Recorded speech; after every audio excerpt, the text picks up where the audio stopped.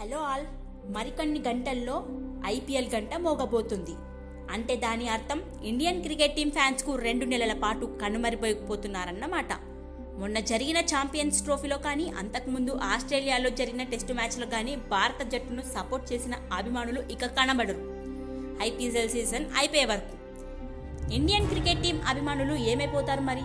ఈ 2 నెలలు అనేది నేను ప్రత్యేకంగా చెప్పనవసరం లేదనుకుంటా. ఇన్ని రోజులు ముక్కుముడిగా ఇండియన్ టీంకు మద్దతు ఇచ్చిన వీళ్ళందరూ ఇప్పుడు ధోని టీంకు, రోహిత్ టీంకు, కోహ్లీ టీంకు మద్దతు ఇస్తుండ్రు. అందరి ఇండియన్స్మే అన్న విషయాన్ని కూడా మర్చిపోతుండ్రు.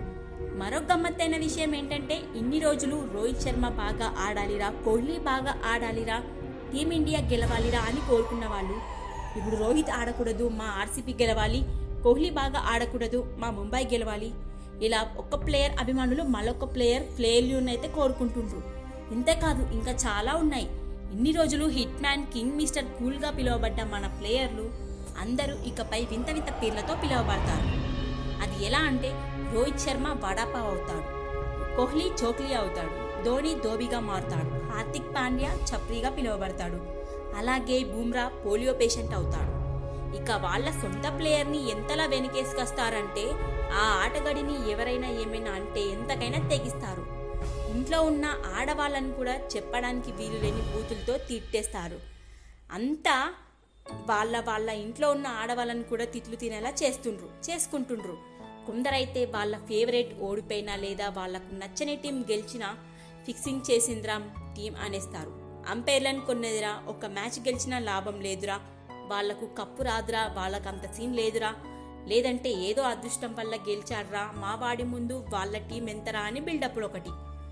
ఏ ఇద్దరి ఆటగాళ్లకు మధ్య నిజానికి ఎలాంటి గొడవలు ఉండవు.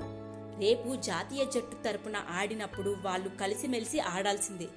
కానీ సోషల్ మీడియాలో ఈ సన్నాసులు వాళ్ళిద్దరి మధ్య ఏదో ఆస్తి పంపకాల గొడవలు ఉన్నాయన్నంత దూరాన్ని క్రియేట్ చేస్తుండ్రు. కానీ నిజానికి వాళ్ళు కలిసి ఉంటారు.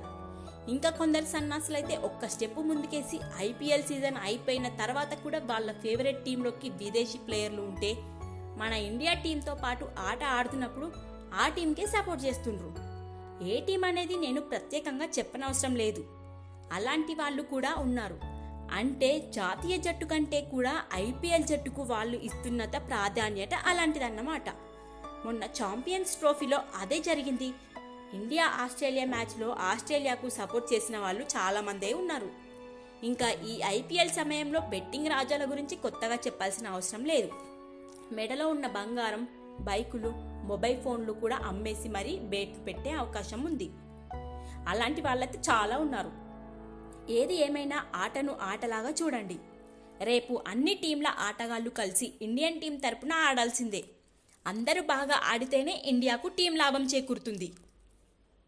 నీ ఫేవరెట్ ఆటగాడు, ప్లేయర్ ఒక్కడే ఆడినంత మాత్రాన అయితే ఏం రాదు కదా. చివరిగా ఒక్క మాట, బెట్టింగ్ జోలికైతే వెళ్ళకండి.